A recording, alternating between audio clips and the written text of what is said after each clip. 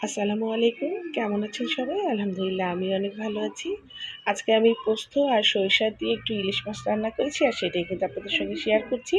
আর ইলিশ মাছটা কিন্তু আমি নিজে হাতে কাটতে খুব পছন্দ করি। কারণ হেল্পিং হ্যান্ড দিয়ে কাটালে সেগুলো বাঁকা করে ফেলে। তো যাই হোক আমার কাটাকাটির পর্ব শেষ। এখন রান্নায় চলে আসলাম। কড়াইতে বেশ খানিকটা সরিষার তেল দিয়েছি আর ফোড়নে দিয়েছি কালো জিরা।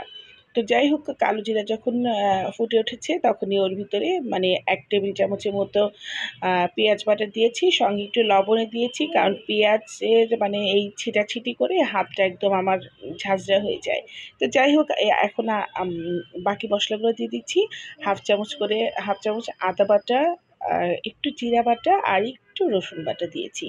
আর সঙ্গে গুঁড়া মশলার মধ্যে মানে 1/2 চামচের মতো হলুদ গুঁড়ো দিয়েছি। দিয়ে খুব মশলাগুলো খুব ভালো করে কষিয়ে নিলাম ২-১ মিনিট। আর কষানো হয়ে যাওয়ার পরে তখন আমি সরিষা আর পোস্ত বেটে রেখেছিলাম। সঙ্গে ৫-৬ টার মতো কাঁচামরিচও দিয়েছি। দিয়ে এই মশলাটা দিয়ে দিয়েছি। দিয়ে এটাও আমি খুব বেশিক্ষণ মানে কষাবো না। সরিষা বেশিক্ষণ কষিয়ে নিলে এটা তিতা হয়ে যায়।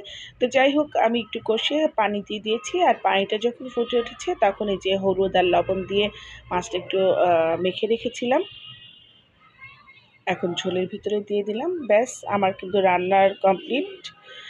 নামানোর আগে আবার ৪-৫ টা কাঁচামরিচ দিয়ে দিয়েছি। আর আমার এই রেসিপিটা যদি আপনাদের ভালো লেগে থাকে অবশ্যই লাইক, কমেন্ট, শেয়ার করবেন।